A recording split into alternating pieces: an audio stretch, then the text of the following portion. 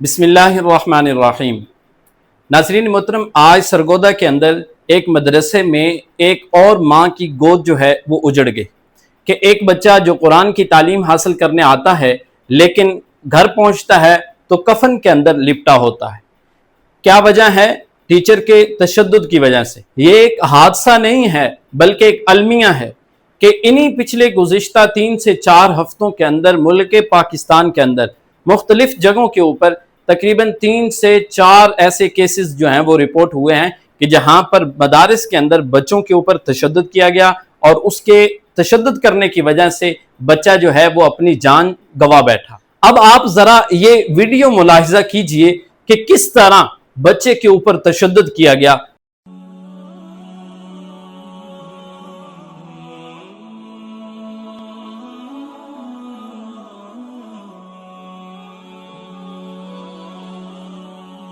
उसके जिस्म के ऊपर निशानात हैं तशद्दुद के, आप जरा अंदाजा कीजिए। अब वो बच्चे जो अपने घर से निकलते हैं तो उनके पैरों थले फरिश्ते अपने पर बिछाते हैं कि जिनके कदम कदम पर नेकियां मिलती हैं। उन्हीं बच्चों पर हम तशद्दुद करके उन्हें मौत की घाट उतारेंगे तो क़यामत के दिन हमसे सवाल जरूर होगा। ये मदारिस इस्लाम के किले हैं जहां पर मोहब्बत बांटी जाती है, अमन को फरोग दिया जाता है, लेकिन ऐसे ज़हनी मरीज जो असातिज़ा हैं हमें अपने उन मदारस से ऐसे असातिज़ा को दूर करना चाहिए। देखें, वो बच्चा जो घर से इल्म की रोशनी लेने के लिए मदरसे में आया था, आज उस माँ के ऊपर क्या बीतेगी, उस बाप के ऊपर क्या बीतेगी कि जिसने पाला था, पोसा था, बड़ा किया था कि मेरा बच्चा इल्म सीखेगा, बड़ा आदमी बनेगा, हमारा नाम रोशन करेगा।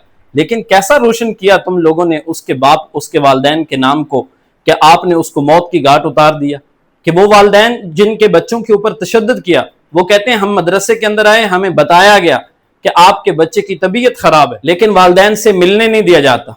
और फिर 11 साढ़े 11 बजे जाकर उनको पता चलता है कि आपके बच्चे की जो मौत वाक़या हो चुकी है, और उनके ऊपर क्या बीतेगी, क्या गुजरेगी। हम लोगों को मदारिस का पैगाम क्या देंगे?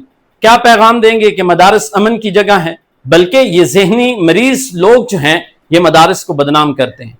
जहां पर कॉलेजेस, यूनिवर्सिटीज के अंदर असातिज़ा की वर्कशॉप्स होती हैं और टीचिंग करने के लिए बाकायदा कोर्सेज होते हैं, B.Ed का कोर्स है, M.Ed का कोर्स है।